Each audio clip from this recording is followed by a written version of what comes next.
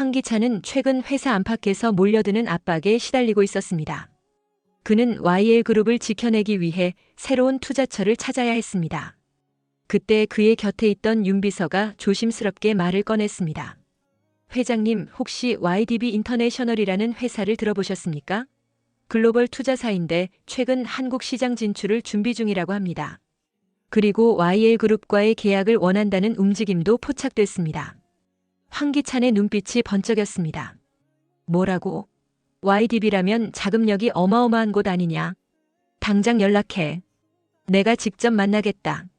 그는 곧장 윤 비서의 안내로 YDB 인터내셔널과 접촉했고 놀랍게도 긍정적인 분위기 속에서 계약 논의가 진행되었습니다. 황기찬은 오랜만에 승리의 확신을 느끼며 미소를 지었습니다. 계약 논의 과정에서 황기찬은 우연히 충격적인 정보를 접하게 됩니다. 바로 DH홀딩스가 과거 투자사의 기밀과 신기술을 빼돌린 정황이었죠. 그는 파일을 읽으며 눈썹을 찌푸렸습니다. 역시 이놈들이 깨끗할 리가 없지. 투자자들의 신뢰를 등에 업고 기술까지 훔쳐왔다니. 이건 치명적이야. 순간 그의 머릿속에 번뜩이는 생각이 스쳤습니다. 이걸 무기로 삼으면 도윤을 완전히 끝장낼 수 있겠군. 황기찬은 더 이상 지체하지 않았습니다. 그는 곧장 서류를 챙겨들고 김도윤을 찾아갔습니다. 도윤의 사무실 문이 거칠게 열리며 황기찬이 들어섰습니다. 그의 손에는 두꺼운 서류철이 들려 있었고 눈빛은 차갑게 빛나고 있었습니다. 김도윤, 이제 끝났어. 내가 무슨 짓을 했는지 다 알게 됐어. DH홀딩스가 과거 투자사의 기밀을 빼돌린 정황이 여기 다 담겨 있어. 이 계약 지금 당장 파기해. 도윤은 놀란 눈빛으로 서류를 집어들었고 오성은 옆에서 굳은 표정으로 지켜봤습니다. 순간 도윤의 입술이 떨렸습니다. 이건 있을 수 없는 일이야. 조작된 게 틀림없어. 하지만 황기찬은 비웃듯 말을 덧붙였습니다. 조작? 증거는 명백해. 이제 내 놈들의 시대는 끝났다. 그는 확신에 차 있었고 도윤은 처음으로 흔들리는 모습을 보였습니다. 하지만 그 순간 시청자만이 알 수 있는 충격적인 반전이 숨어 있었습니다. 사실 윤 비서는 오래전부터 정호성의 사람이었습니다.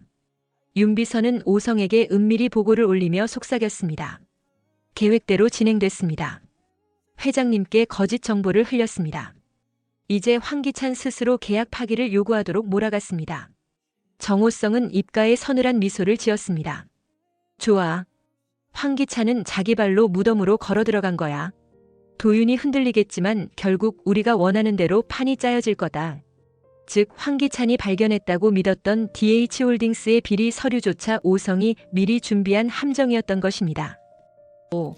스스로 파멸로 걸어 들어가는 황기찬. 황기찬은 자신이 승리했다고 믿었지만 실제로는 정호성과 윤 비서가 놓아둔 덫에 걸려들고 있었습니다. 그는 도윤에게 계약 파기를 요구하며 목소리를 높였지만 이 모든 과정이 그의 몰락을 재촉하고 있었던 것이죠. 결국 시간이 흐르며 황기찬은 투자자들의 신뢰를 잃고 오히려 자신의 입지가 좁아지게 됩니다. 왜 이렇게 되는 거지? 분명 내 손에 증거가 있었는데. 그러나 그는 끝내 깨닫지 못했습니다. 가장 믿었던 곁에 윤 비서가 사실은 자신을 배신한 내부의 칼이었다는 사실을 말이죠.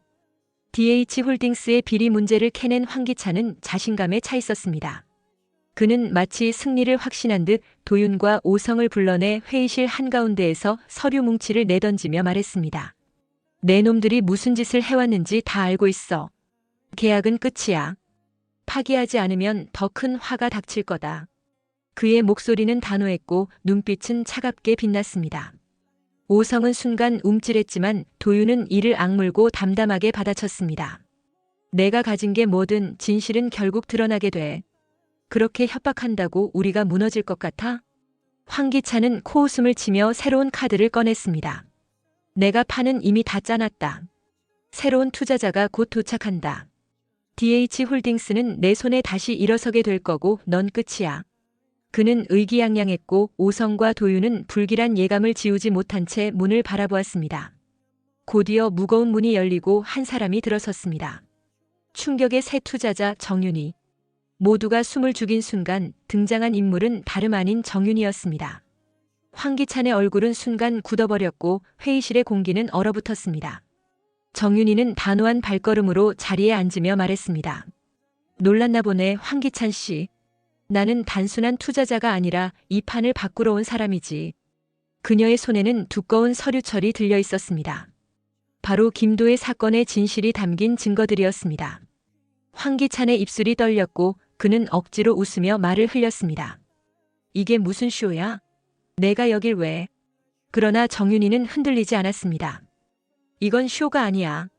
이제 진짜 진실을 마주할 시간이야. 김도희의 죽음 밝혀지는 진실. 정윤희는 테이블 위에 서류를 하나씩 꺼내놓았습니다. 도희가 죽기 직전 남긴 메시지, 블랙박스 영상 파일, 조작된 보험 계약서. 모든 증거는 황기찬의 개입을 뒷받침하고 있었습니다. 도윤과 오성은 숨을 삼키며 그 진실을 확인했고 회의실은 순식간에 혼돈에 빠졌습니다. 이럴 리가 없어. 황기찬은 소리쳤지만 이미 게임은 끝나 있었습니다.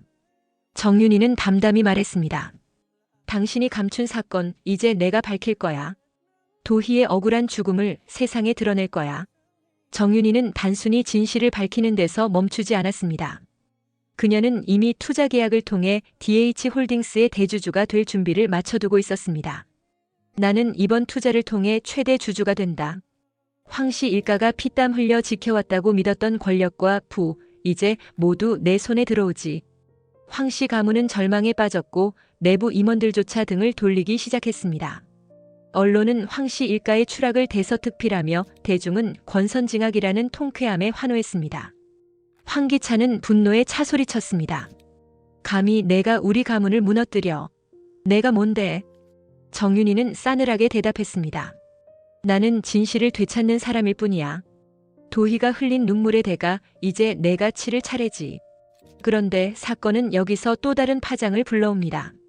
정호성은 과거 화재 사건의 진실을 알아내기 위해 미남계를 이용해 노숙자에게 접근한 적이 있었습니다. 그는 부드러운 미소와 친절한 태도로 다가가 술과 음식을 대접하며 조금씩 마음을 열게 만들었습니다. 아저씨, 괜찮으시면 그날 이야기를 좀 들려주실 수 있을까요? 오성은 마치 다정한 이웃처럼 다가갔습니다. 노숙자는 오랜만에 따뜻한 대우를 받는다는 감정에 흔들렸습니다. 그는 오성을 믿고 과거의 화재 사건을 털어놓기 시작했습니다. 하지만 그 대화 이후 노숙자는 자신이 이용당했다는 사실을 깨닫고 큰 충격을 받았습니다. 나 또 속았구나. 세상에 믿을 놈 하나 없네. 그는 깊은 배신감에 빠져버렸고 결국 대인 기피증, 이른바 실어증 증세를 보이기 시작했습니다. 사람의 얼굴만 봐도 심장이 뛰고 손이 떨렸습니다. 밤마다 악몽에 시달렸고 점점 심각한 우울증으로 번져갔습니다. 거리의 사람들조차 그를 이상한 눈빛으로 보았고 노숙자는 결국 더 깊은 어둠 속으로 빠져들었습니다. 차라리 아무것도 모르는 게 나았어. 그의 중얼거림은 듣는 이의 마음을 먹먹하게 만들었습니다. 한편 황기찬은 끝까지 발버둥쳤지만 모든 증거와 여론, 그리고 투자자들의 압력 앞에서 무너졌습니다. 그는 술에 취해 밤마다 괴로워했고 결국 모든 것을 잃은 채 외로이 무너져갔습니다. 마지막 순간 그는 정윤희에게 전화를 걸어 애원했습니다. 제발 한 번만 용서해줘. 난 그냥 살고 싶었을 뿐이야. 정윤희는 차갑게 대답했습니다. 당신이 짓밟은 도희도 살고 싶었어. 그 말 한마디가 그의 운명을 끝장내버렸습니다. 황씨 일가의 몰락 이후 정윤희는 새로운 시대를 열었습니다. 그녀는 도희의 이름으로 재단을 세우고 억울하게 피해를 본 사람들을 돕는 길을 선택했습니다. 도윤과 오성은 그녀의 곁에 남아 이제는 정의를 바로 세우는 길을 함께 걸었습니다. 비록 노숙자는 깊은 상처 속에서 고통을 겪고 있었지만 정윤희는 그를 돕기 위해 손을 내밀었습니다. 당신이 겪은 고통 그냥 흘려보내지 않겠어요. 이제는 제가 곁에 있을 거예요. 그의 눈빛에는 아직 불신과 두려움이 남아 있었지만 아주 작은 희망의 불씨가 피어오르고 있었습니다. 이 전개가 실제 드라마에 나온다면 시청자들은 아마 이렇게 외칠 겁니다. 드디어 황기찬이 무너졌다. 정윤희가 이렇게 큰 그림을 그릴 줄은 몰랐다. 노숙자의 이야기까지 나오니까 너무 현실적이네. 가슴 아프다. 황씨 일가의 몰락, 도희의 억울한 죽음의 진실, 그리고 노숙자의 가슴 아픈 후유증까지. 모든 게 어우러진 이 뇌피셜 전개는 시청자들에게 큰 울림을 줄 수 있을 것입니다.